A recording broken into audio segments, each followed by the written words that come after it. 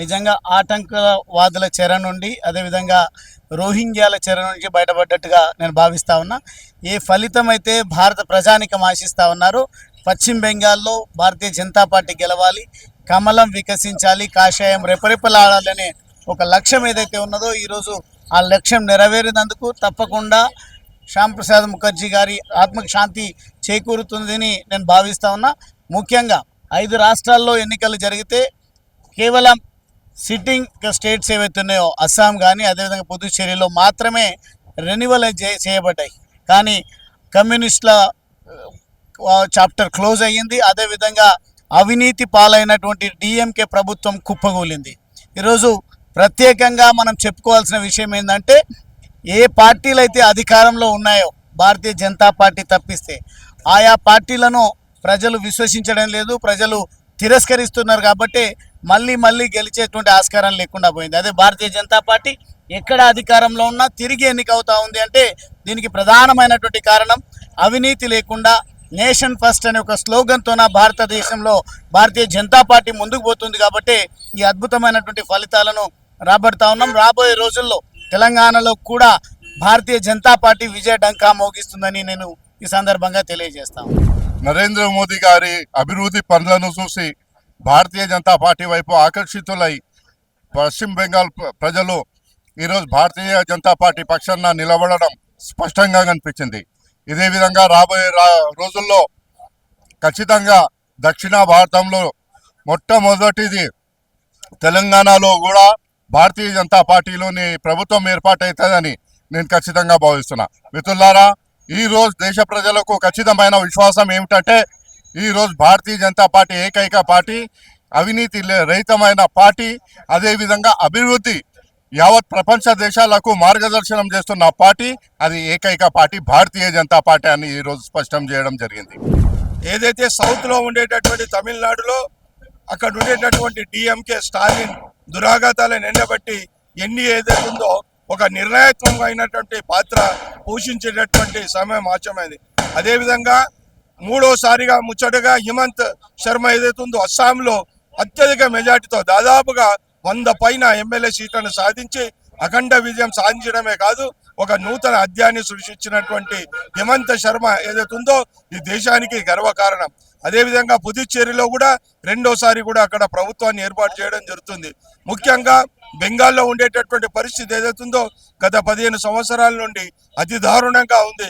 అక్కడ ఉండేటటువంటి కేంద్ర ప్రభుత్వం ఇచ్చినటువంటి సంక్షేమ పథకాలు కానీ, అక్కడ ఉండేటటువంటి ప్రజల యొక్క ఆరోగ్య సమస్యలు కానీ, అక్కడ ఉండేటటువంటి అడ్మినిస్ట్రేషన్ కానీ మమతా బెనర్జీ ఏదైతే ఉందో తొంగల తొక్కి అక్కడ మొత్తం కూడా కంప్లీట్గా ప్రజాస్వామ్యాన్ని కూని చేసేటటువంటి పరిస్థితి నిర్మాణం చేసింది. ఓటు బ్యాంక్ రాజ్యాలకు పాటుపడుతూ పక్కనే ఉండేటటువంటి బంగ్లాదేశ్ నుండి వచ్చేటటువంటి రోహింగ్యాలను సైతం అనుమతించి ఓటు బ్యాంకు పెంపించుకోవడానికి ప్రయత్నం చేయడమే కాకుండా హిందూ ముస్లింల మధ్య మత వైషమ్యం రెచ్చగొట్టి రాజకీయ పబ్బం కట్టుకోవడానికి ప్రయత్నం చేసేటటువంటి సందర్భంలో భారతీయ జనతా పార్టీ నాయకులు శ్రీ నరేంద్ర మోడీ గారు, అదేవిధంగా అమిత్ షా గారు ఏదైతే ఉందో అక్కడ ఉండేటటువంటి ప్రజలందరినీ కూడా ఏకీకృతం చేయడమే కాకుండా మోదీ ఏ విధంగానైనా అక్కడ మమతా బెనర్జీని ఓడగొట్టాలి, ప్రజాస్వామ్యాన్ని నిలబెట్టాలి, ప్రజలకు కష్ట నష్టాలు ఏవైతున్నాయో దూరం చేయాలనేటువంటి ఆలోచనతో ఏదైతే ఉందో రాబోయేటటువంటి వికసిత్ భారత్, ఆత్మనిర్భర్ భారత్ తో ఏదైతే ఉందో ప్రజలంతా కూడా నరేంద్ర మోడీకి పట్టం కట్టడం జరిగింది. ఒకవైపు Swachh Bharat mission, digital India, make in India, made in India, startup India తర్వాత ఏదైతే ఉందో నరేంద్ర మోడీ గారు ఒక నూతన అధ్యాయాన్ని 140 కోట్ల మందికి ఏదైతే ఉందో దాంట్లో 80 కోట్ల మందికి ఫ్రీ రేషనింగ్ ఇచ్చి ప్రజల విశ్వాసాన్ని చేరుకోవడమే ఈరోజు బెంగాల్లో అత్యధిక స్థానాలు గెలిచి అక్కడ నూతన ప్రభుత్వాన్ని ఏర్పాటు చేసే విధంగా ప్రయత్నం చేయడం. అదేవిధంగా ఎస్ఐఆర్ అమలు చేయాలన్నా, అదేవిధంగా అక్కడ ఉండేటటువంటి మిగతా విషయాలు అమలు చేయాలన్నా ఇంతకుముందు ఉన్న మన యొక్క మమతా బెనర్జీ ప్రభుత్వం ఏదైతే ఉందో ఎప్పుడు కూడా అడ్డంకిగా ఉంటాయి. ఇప్పుడు ప్రజలు సరి అయినటువంటి బుద్ధి చెప్పారు. అదేవిధంగా రానున్నటువంటి రోజుల్లో ఏదైతే ఉందో తెలంగాణలో కూడా భారతీయ జనతా పార్టీ అధికారంలో రాబోతా ఉంది. మన యొక్క రామచంద్ర గారి నేతృత్వంలో, మరి అదేవిధంగా మన యొక్క కిషన్ రెడ్డి గారు, బండి సంజయ్ గారు, డాక్టర్ లక్ష్మణ్ గారి యొక్క సహకారంతో ఏదైతే ఉందో మొన్న జరిగినటువంటి పార్లమెంట్ ఎన్నికల్లో 37% సాధించి రాబోయేటటువంటి 28-29లో తెలంగాణ ప్రభుత్వం, తెలంగాణలో భారతీయ జనతా పార్టీ ప్రభుత్వం కాషాయ జెండా ఎగరేసేటటువంటి రోజులు దగ్గరలో ఉందని చెప్పి తెలియజేస్తూ 10వ తారీఖున జరిగేటటువంటి భారీ బహిరంగ సభ అదేవిధంగా నరేంద్ర మోడీ గారు విచ్చేస్తున్నారు కాబట్టి ప్రజలందరూ కూడా రావాలని చెప్పి పిలుపునిస్తున్నారు. सभी को जय श्री राम। आप तो देख रहे हैं कि कलकत्ता वेस्ट बंगाल का इलेक्शन का रिजल्ट्स तो देख लीजिए, देखिए अभी तो शुरुआत है, अभी ट्रेलर है, फाइनल अभी बाकी है और इंतज़ार करिए और अधिक से अधिक संख्या में बीजेपी को ज्वाइन करिए और बीजेपी को और बुल्ड कीजिए। और धर्म के कारण ये आज जो भी है बीजेपी है, क्योंकि वरना वहाँ पर तो रूल की कमी तो नहीं थी, जब भी नहीं थी अभी भी नहीं थी, पर धर्म की कमी थी क्योंकि हिंदू वहाँ पर टारगेट कर रहे थे, जो रेप केसेस हो रहे थे।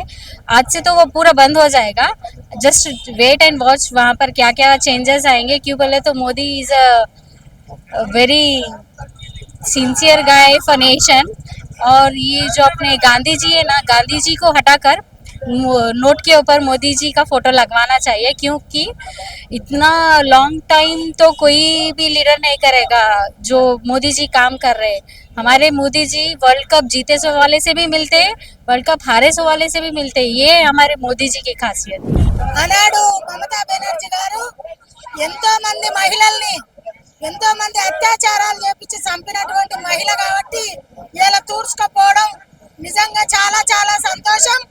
బెంగాల్లో గెలిచాం, తెలంగాణలో కూడా బీజేపీ అధికారంలోకి వస్తుంది, గెలుస్తామని చెప్పి తెలియజేస్తా ఉన్నాం. అదే విధంగా నారీ శక్తి, భారత్ లో నారీ శక్తి బలంగా ఉంది. మా నారీ శక్తి భారత్ మొత్తం నరేంద్ర మోడీ గారి నాయకత్వాన్ని మరి ఆస్వాదించింది, నాయకత్వాన్ని మరి పునర్నిర్మాణం చేస్తుంది. అఖండ భారత్ లో మరి నరేంద్ర మోడీ గారి యొక్క చరిష్మాని, నరేంద్ర మోడీ గారి యొక్క అవినీతి లేని రాజ్యం బీజేపీదే కాబట్టి ఇవాళ బెంగాల్లో గెలవడం నిజంగా చారిత్రాత్మక విజయం అని చెప్పి తెలియజేస్తా ఉన్నాం. తెలంగాణలో కూడా మేము బీజేపీ అధికారంలోకి వస్తాం. మరి తెలంగాణలో బీసీ ముఖ్యమంత్రి అన్నారు, తప్పకుండా బీసీ ముఖ్యమంత్రిని చేస్తామని చెప్పి తెలియజేస్తా ఉన్నాం. చాలా చాలా సంతోషం. ఎస్టీవీకి కూడా శుభాకాంక్షలు.